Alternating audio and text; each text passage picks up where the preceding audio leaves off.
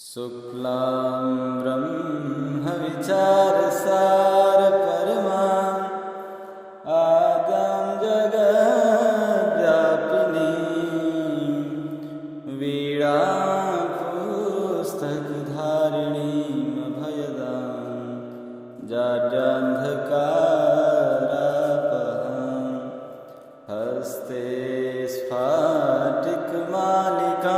विदधतीं पद्मासने संस्थितां वन्दे तां परमेश्वरीं भगवतीं बुद्धिप्रदां शारदाम्।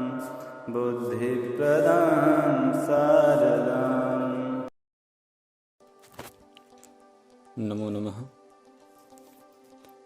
पिछले पाठ में आपने पढ़ा वृद्धि संधि और आज के पाठ में आप जानेंगे उपसर्ग और उनका प्रयोग। उपसर्ग किसे कहते हैं और कौन कौन से उपसर्ग होते हैं तो वो और उनका प्रयोग कैसे होता है यह आप इस पाठ में जानेंगे। तो प्रथम सूत्र है उपसर्गाः क्रियायोगे। उपसर्गाः क्रियायोगे क्या है इसकी वृत्ति?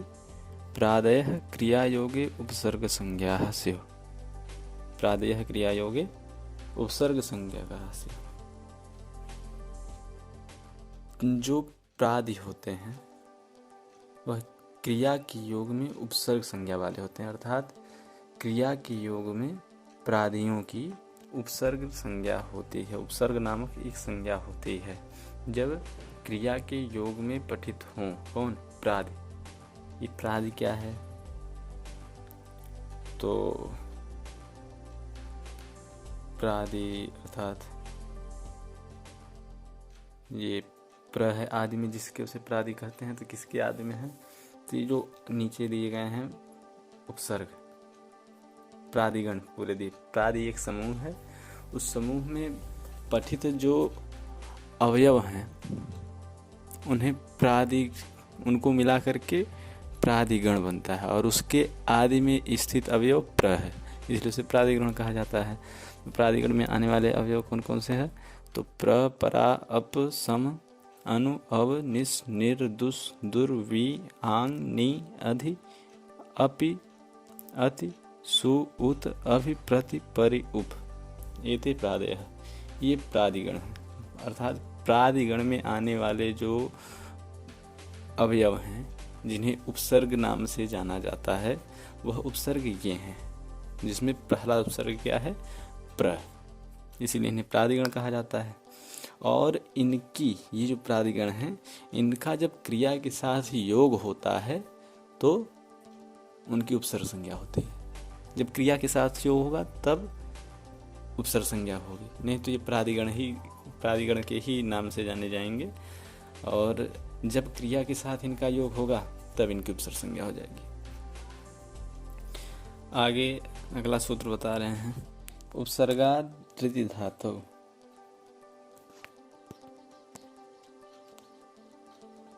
ये सूत्र है आगे, उसका प्रयोग इसमें बताया जाएगा कि मतलब ये जो उपसर्ग हैं इनका प्रयोग कैसे होता है। तो वो उपसर्गात् धृति धातु इस सूत्र में बताएंगे कैसे प्रयोग होता है। पहला प्रयोग उसी में बताया जाएगा आपको। उससे पूर्व में भुवादयो धातवः सूत्र दिया गया है। कौन सा सूत्र है? भुवादयो धातवः। क्या कहता है यह सूत्र? अब सूत्र से अगर देखा जाए तो भुवादयो धातवः, भुवादयो अर्थात, तो इसमें इसका अगर विग्रह करें भुवादयो का तो विग्रह कहता है भूश्च वाश्च इति भुवौ, आदिश्च आदिश्च इति आदि, भुवौ आदि येषां ते भुवादयः इति विग्रह। ये विग्रह है। तो यहाँ भुवादि का क्या तात्पर्य यहाँ हो गया? कह रहे हैं भू प्रभृति वा सदृश जो धातुएं, भू प्रभृति वा सदृश जो धातुएं, ऐसा ही अर्थ हुआ भूआदि धातु, उनको धातु कहते हैं। क्या कहते हैं? धातु कहते हैं। इसका वृत्ति देखें तो वृत्ति में कह रहे हैं क्रियावाचिनो भूआदयो धातु संज्ञा। तो अर्थ क्या निकला कि भू प्रभृति जो वा सदृश धातु हैं, तो भू प्रभृति अर्थात भू जिसके आदि में है, जैसे आपने वहाँ पढ़ा था प्रादिगण, प्रादिगण का अर्थात प्र है आदि में जिसके, उसे प्रादिगण कहा जाता है। उसी तरह एक समूह है क्रियावाची अवयवों का, क्रियावाची धातु, जैसे क्रियावाचक कुछ पद हैं, उनका जो गण है, उन गण के, उस गण में सबसे आदि में भू को पढ़ा गया है, इसलिए उस गण को भुआदि गण कहा जाता है। भुआदि अर्थात यहाँ भुआदि से तात्पर्य है क्रियावाची। भुआदि भू आदि में है, ऐसे भुआदि कहने से वह समूह, उस समूह का बोध होता है। और वा सदृश जो धातु हैं अर्थात वा इति क्रियावाचिनो प्रयुक्त, क्रियावाचकत्वेन प्रयुक्त है। ये बाल मनोरमा में कहा गया है, वैयाकरण सिद्धांत कौमुदी में, कि वा इति क्रियावाचकत्वेन प्रयुक्त, मतलब वा सदृश धातुएं अर्थात क्रियावाची, भू प्रभृति जो क्रियावाची, ऐसा भुआदयो, भुआदयो धातु में भुआदयो का अर्थ क्या निकलेगा? भू प्रभृति जो वा सदृश धातु है अर्थात क्रियावाची जो भुआदि धातु है, भुआदि उनकी धातु संज्ञा होती है, क्रियावाची जो भुआदि उनकी धातु संज्ञा होती है। अर्थात ऐसे भुआदि, ऐसा गण जिसकी आदि में भू है, अगर वह क्रियावाचकत्व उसमें है तो उसकी धातु संज्ञा होती है। तो भुआदि गणों को क्या कहा जाता है? धातु कहा जाता है। धातु, भुआदि गणों को क्या कहा जाता है? धातु कहा जाता है, धातु के नाम से प्रसिद्ध है। तो ये समझ में आया कि मतलब भुआदि गणों की क्रियावाचक जो भुआदि, उनकी जो है धातु संज्ञा होती है।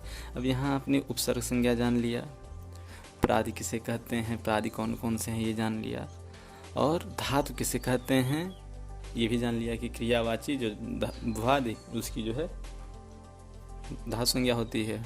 भू प्रवृत्ति जो वा सदृश धातु में है, वा सदृश हैं, उनकी धातु संज्ञा होती है। क्रिया का वाचकत्व जिसमें है,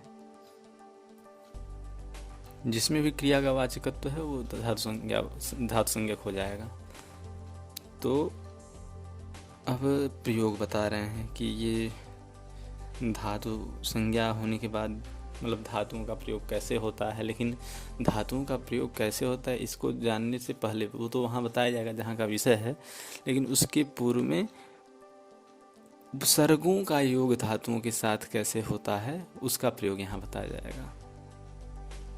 तो सूत्र है उपसर्गात् ऋति धातु, उपसर्गात् ऋति धातु, ये सूत्र है। तो इस सूत्र में जो है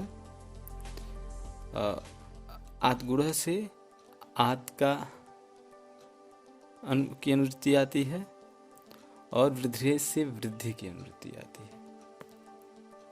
क्या? उपसर्गात् ऋति धातु में आत् गुण से आत् की अनुवृत्ति आती है और वृद्धि से वृद्धि की अनुवृत्ति आती है। तो क्या पूरा वृत्ति होता है इसका? अवर्णांतात् उपसर्गात् ऋति धातु अर्थात ऋकार आदौ धातु परे वृद्धि रेखादेश स्यात्। बोल दिया कि अवर्णांत जो उपसर्ग,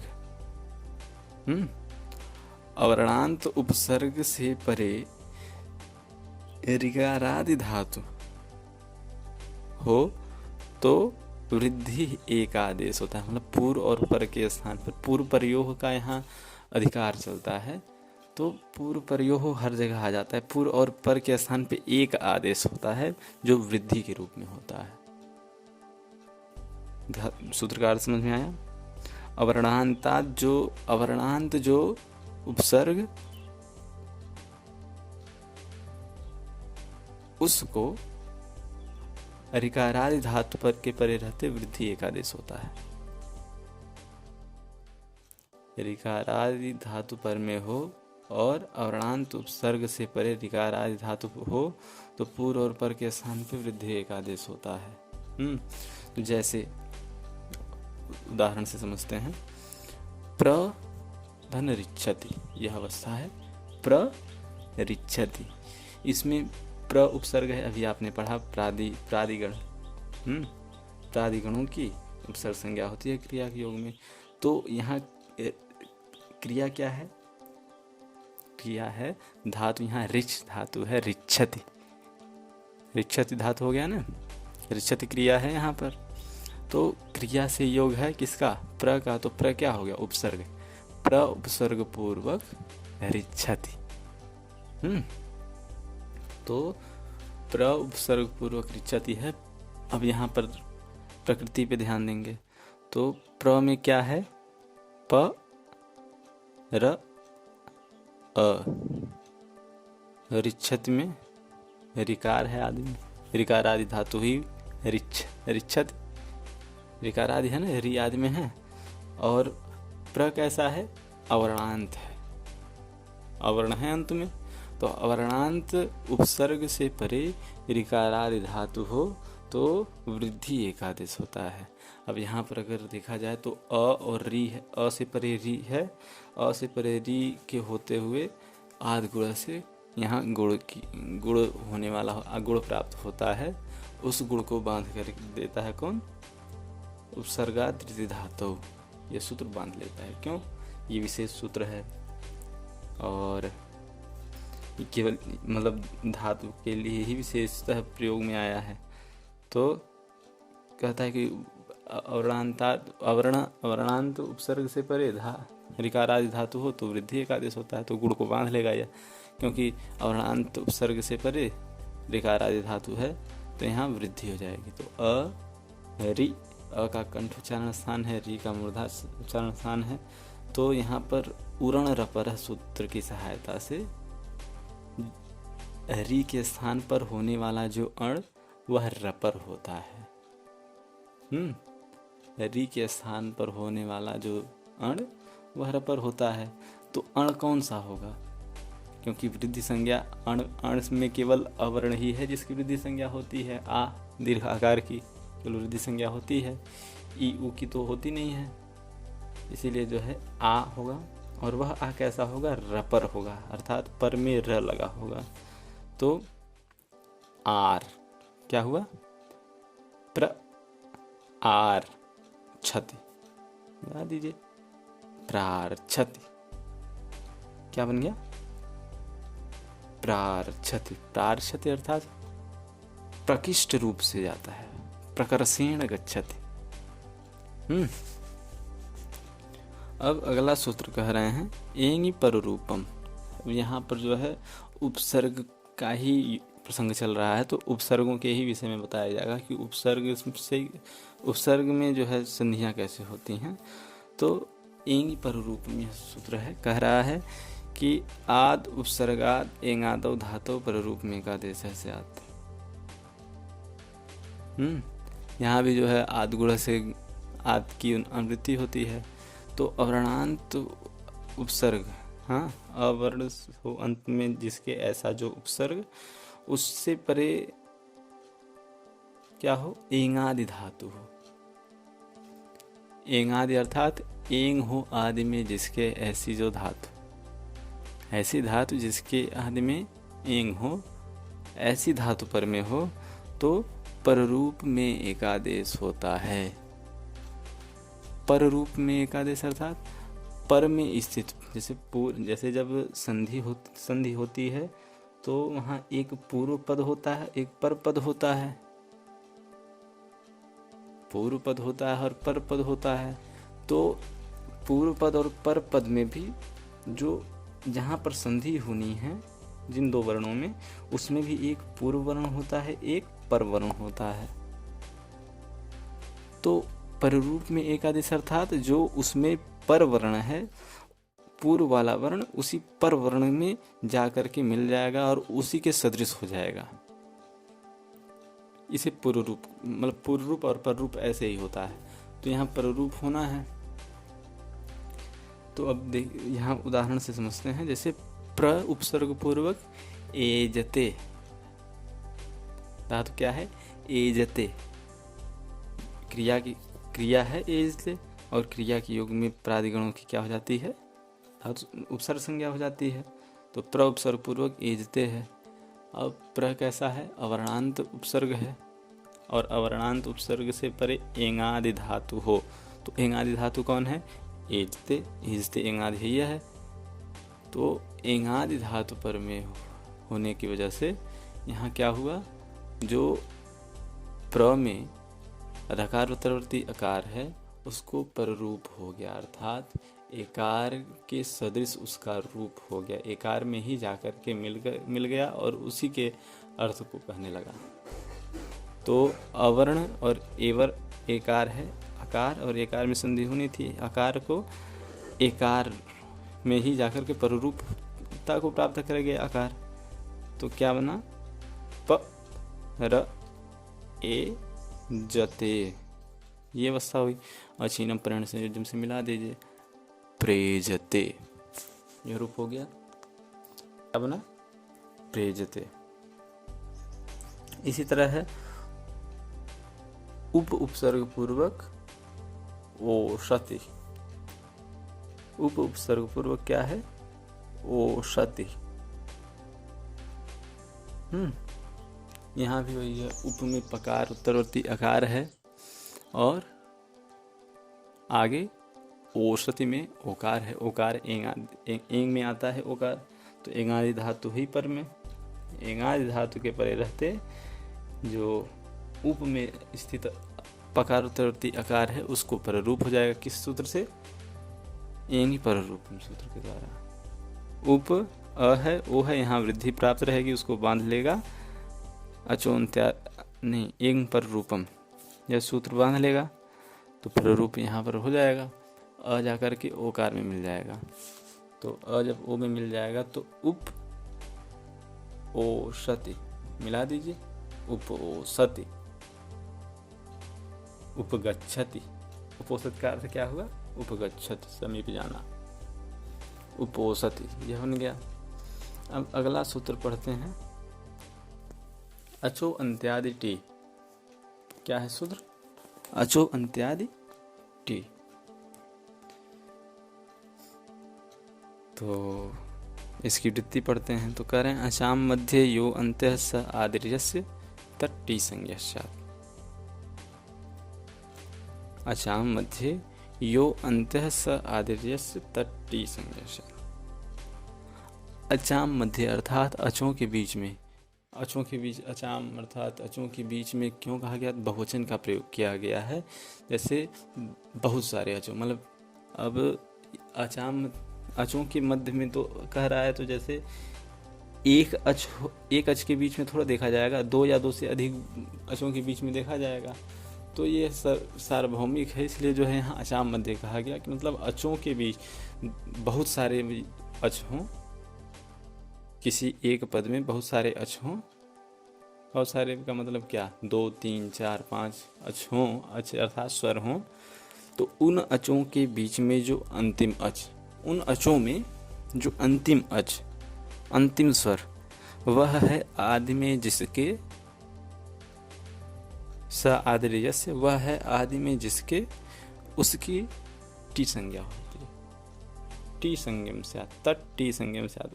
वह जो है टी संज्ञा वाला होता है। टी संज्ञा वाला, एक उसका नाम पड़ जाता है टी, एक संज्ञा हो जाती है टी संज्ञा। तो अब उदाहरण से में ले लें तो मनस, जैसे मनस है, मनस पद है। तो मनस में क्या अवस्था है? म अ न अ स। मकार उत्तरवर्ती, अकार उत्तरवर्ती, नकार उत्तरवर्ती, अकार उत्तरवर्ती, सकार, यह अवस्था है। अब जो है सूत्र कह रहा है अचाम मध्य। अब यहाँ पर देखिए तो मकार उत्तरवर्ती अकार और नकार उत्तरवर्ती अकार, दो अकार हैं तो दो अच हैं। तो अचों के मध्य जो अंतिम अच, अचों में जो अंतिम अच, तो अंतिम अच कौन है? नकार उत्तरवर्ती अकार है। तो वह अकार है आदि में जिसके, किसके आदि में है? तो अकार के बाद में क्या पठित है? सकार, हलंत सकार पठित है। तो वह केवल स के आदि में नहीं है बल्कि अस के आदि में है, पूरे अस समुदाय के आदि में है। वह जो अंतिम अच है वो किसके आदि में है? अस रूपी समुदाय के आदि में है। तो उस समुदाय की क्या हो गई? अस की, पूरे अस की क्या हो गई? टी संज्ञा हो जाती है। जो उदाहरण के लिए था। अब यहाँ एक वार्तिक कह रहे हैं सकंध्वादिषु पररूपम वाच्यम, सकंध्वादिषु पररूपम वाच्यम। अब क्या अर्थ है इसका? तो कह रहे हैं सकंध्वादियों में पररूप जानना चाहिए। सकंध्वादियों में जैसे एक कोई गण होगा, सकंधु उसके आदि में होगा, कह रहे हैं सकंध्वादियों में पररूप जानना चाहिए। तो सकंध्वादि गण क्या है तो उसको अभी जानेंगे। तो सकंध्वादियों में पररूप जानना चाहिए। तच्चटे, वह पररूप किसको होता है? टी भाग को। जो सकंध्वादिषु पररूपम वाच्यम, इस वार्तिक की सहायता से पररूप जाननी चाहिए, ऐसा जो आदेश प्राप्त हो रहा है वह किसको प्राप्त हो रहा है? टे है, टी भाग को। टी के स्थान पे पररूप प्राप्त जानना चाहिए। तो शक है, शक अंधो, यह अवस्था है। शक में ककार, सकार उत्तरवर्ती अकार, फिर ककार, फिर ककार उत्तरवर्ती अकार, यह अवस्था है। और उससे पर में अंधों का आकार है। तो अचो अंत्यादि टी, यहाँ पर जो है अकस्वरटी दीर्घ से दीर्घ प्राप्त था, लेकिन अचो अंत्यादि टी से क्या हो गया? अचाम मध्य अंत्य सादृश्य तट्टी संज्ञा सात। अचो में जो अंतिम जो वह है आदमी जिसके, तो उसकी टी संज्ञा होती है। तो यहाँ सकार उत्तरवर्ती आकार है, ककार उत्तरवर्ती आकार है। तो यहाँ दो अच हैं, स्वरवर्ण हैं। तो उनमें जो अंतिम अच, कौन सा अंतिम अच है? तो ककार उत्तरवर्ती आकार, वह है आदमी जिसके। तो आदमी किसके? ये कैसा सवाल है? तो यह प्रश्न उठना चाहिए। तो यहाँ पर क्या है कि मतलब किसी के आदमी तो है नहीं, ऐसा प्रतीत होता है कि जो है सक में जो ककार उत्तरवर्ती आकार है वह तो सबसे अंत में है, उसके आदि में तो है, लेकिन वह किसके आदि में है? तो स्वयं के आदि में है। जब स्वयं को लिया जाएगा तो वह अपने ही आदि में होगा कि नहीं? तो उस पूरे की टी संज्ञा होती है। तो ककार उत्तरवर्ती आकार की क्या हो गई? टी संज्ञा हो गई। उसको जो है सकंध्वादिषु पररूपम वाच्यम, इस वार्तिक की सहायता से पररूप हो गया। ककार उत्तरवर्ती आकार अंधों के आकार में जाकर के मिल जाएगा, क्या बन जाएगा? शकंधो। इसी तरह कर्क अंधो, ये अवस्था है। कर्क में क्या है? क अ र क अ, यह अवस्था है। फिर इसमें भी ककार उत्तरवर्ती आकार है, वही अवस्था है सकंधों में जिस प्रकार से आपने किया। ककार उत्तरवर्ती आकार है, आकार के आगे कुछ नहीं है, तो वो स्वयं के आदि में है, तो आकार की क्या हो जाएगी? टी संज्ञा हो जाएगी। और वह आकार सकंध्वादिषु पररूपम वाच्यम के द्वारा क्या हो जाएगा? उसका लय हो जाएगा। किसमें? अंधों के आकार में। क्या बन जाएगा? करकंधो, सकंधो करकंधो। और अभी हमने उदाहरण दिया था मनस का। उदाहरण क्या दिया था हमने? मनस का। तो मनस ईसा, यह अवस्था है। मनस ईसा। अब मनस में क्या अवस्था है? मकार उत्तरवर्ती यकार, अकार उत्तरवर्ती नकार, नकार उत्तरवर्ती यकार, अकार उत्तरवर्ती सकार। ये अवस्था है म अ न अ स ईसा। तो इसमें 2 वर्ण हैं। अब किसका हो टी संज्ञा? तो अचा मध्य उनते सादृश टी संज्ञा से अचों के मध्य जो अंतिम अच वह आदमी जिसके उस समुदाय की क्या हो जाएगी? टी संज्ञा हो जाएगी। तो यहाँ नकार उत्तरवर्ती अकार है और वह सबसे मतलब वो अंतिम अच है, वह है आदमी जिसके किसके आदमी है? तो केवल सकार के आदमी नहीं है वह, बल्कि पूरे अस के आदि में है। तो उस पूरे अस भाग की क्या हो जाएगी? टी संज्ञा हो जाएगी। और आगे ईसा है, तो ईसा में दीर्घ ईकार है, वह जाकर के सकंधादिश पर रूपम वाच्यम के द्वारा क्या होगा? दीर्घ ईकार में जाकर के मिल जाएगा। दीर्घ ईकार में जब जाके मिल जाएगा तो क्या बनेगा? मन ईसा मनीषा आदि सब प्रत्ययों से सकार को खत्म मूर्धन्य सकार हो जाएगा, तालव्य सकार को मूर्धन्य सकार हो जाएगा। क्या बनेगा? मनीषा बन गया, मनीषा हो गया। तो कह रहे हैं कि जो है अब सकंधादिगण में आते कौन कौन से वर्ण हैं, कौन कौन से किन किन का सकंधादिगण में पाठ हुआ है। ये सकंधादिगण क्या है? जैसे अभी आपने प्रादिगण बता दिया, भादिगण बता दिया, इस प्रकार से ये सकंधादिगण क्या है, किसके आदमी सकंध पढ़ा गया है? तो कह रहे हैं आकृति गणोयम। क्या कह रहे हैं? आकृति गणोयम, आकृत्या स्वरूपेण गण्यते इति आकृति गण।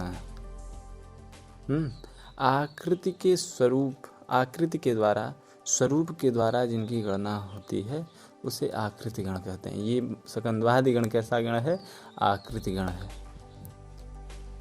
ये आकृति गण क्या चीज होता है? तो कह रहे हैं कि एत एव शब्दाः अत्र गणे एवं रूपेण निर्दिष्टाः इत्येवं नियमो नास्ति, किन्तु यत्र शब्दे पररूपं दृश्यते तद्विधायकं च शास्त्रं नास्ति स शब्दः सकंध्वादि। सकंध्वादि कहते किसे? सकंध्वादि गण है क्या? तो कह रहे हैं कि जिस तरह से कि मतलब एक गण का सामान्य नियम होता है कि जो है उस गण में पढ़े गए जो शब्द हैं वह जिस तरीके से कहे गए हैं, गण में जिस गण में पठित हैं तो उस गण के लिए जो विधि, जो विधान लिखा गया है वह केवल उसी में निर्दिष्ट जो शब्द हैं केवल उन्हीं के लिए प्रयोग में आता है। उस नियम में निर्दिष्ट जो हैं केवल वो आदेश उसी के लिए प्रयोग में आता है। तो ऐसा कोई भी नियम नहीं है सकंधवादि गण का, ऐसा कोई भी नियम नहीं है कि जो सकंधवादि गण में पठित हैं केवल उनके लिए, जैसे यहाँ पर क्या आदेश किया है? पररूप का आदेश किया है, मतलब पररूप मानना चाहिए, ऐसा वो कह रहा है। तो यहाँ पर ऐसा कोई अर्थ नहीं है कि ये जो गण है सकंधवादि गण है उसमें पठित जो शब्द हैं केवल उन्हीं को वो जो पररूप आदेश हो रहा है वो होता है, ऐसा कोई नियम नहीं है। बल्कि यत्र शब्दे पररूपम दृश्यते, जहाँ शब्द में पररूप दृष्ट होता है, जहाँ देखा जाता है कि हाँ यहाँ पररूप हुआ है, पर उसका विधान करने वाला कोई शास्त्र नहीं है।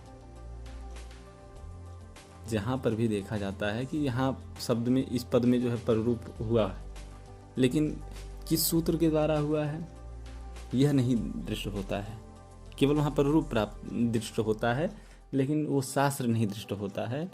तो वहाँ पर वह शब्द कैसा माना जाना जाता है? सकंधवादि गण का माना जाता है। वो सारे स्थान सकंधवादि गण ही माने जाते हैं, वो सारे पद सकंधवादि गण ही माने जाते हैं। ये समझ में आया? तो इसी तो सकंधवादिगण मतलब जहाँ भी पररूप हुआ है और उसका कोई शास्त्र नहीं दृष्ट है तो वो सकंधवादिगण में पठित है। सकंधवादिगणों में कोई निश्चित संख्या नहीं है कि यहाँ यही कोई निश्चय नहीं किया गया है कि मतलब यहाँ यही सकंधवादिगण में पठित है। जैसे प्रादिगणों में प्रपराप ये कह दिया गया तो इससे ये निश्चित हो गया कि हाँ यही प्रादिगण है, यही उपसर्ग कहलाते हैं क्रिया के योग में। इस प्रकार से सकंधवादिगण का कोई नियम नहीं है कि हाँ केवल कहीं पाठ हुआ हो सकंधवादिगणों का कि हाँ ये शब्द ये पद क्या है सकंधवादिगण में आते हैं, ऐसा कोई नियम नहीं है। नियम क्या है, मतलब जहाँ पर भी पररूप दृष्ट हो पर उनका क्या न प्राप्त हो, कोई शास्त्र न प्राप्त हो, मतलब कोई शास्त्र दृष्ट न हो कि हाँ इस शास्त्र के द्वारा, इस शास्त्र अर्थात इस नियम के द्वारा यहाँ पर पररूप हुआ है, वो दृष्ट न हो तो उसे सकंधवादिगण में पठित माना जाता है। उसे मान लिया जाता है कि यहाँ ये सकंधवादिगण में पठित है और सकंधवादिश पररूपम वाच्यम के ही द्वारा, इसी वार्तिक के ही द्वारा वहाँ पररूप हुआ है, यह जानना चाहिए। तो ये क्लियर हुआ। आगे मार्तंड यह रूप बनता है। अब मार्त अंड ऐसा है, मार्त अंड में यहाँ मार्त में तकारांतवर्ती आकार है, उससे परे अंड का आकार है। तो यहाँ भी अकस्वर्ण दीर्घ से दीर्घ प्राप्त था, उसको बांध करके सकंधादिश पररूपम वाच्यम के ही द्वारा पररूप हो जाता है। क्यों, ये आकृति गण है, सकंधादि जो गण है वह आकृति गण है। केवल मतलब जहाँ भी दृष्ट होता है पररूप वहाँ मान लिया जाता है कि यह सकंधादि गण में ही पठित है, तो यहाँ पररूप हो जाएगा। पररूप अर्थात अंड के आकार में जाकर ही कौन मिल जाएगा, तकारोत्तर मार्त में उपस्थित जो तकारोत्तर आकार है वह अंड में जाकर के, अंड के आकार में जाकर मिल जाएगा। तो मार्तंड यह इस रूप की सिद्धि हो जाएगी। तो सकंधो करकंधो मनीषा मार्तंडा रूपों की सिद्धि हो गई। अब इसके आगे आप अगले अध्याय में पढ़ेंगे, तब तक के लिए नमो नमः।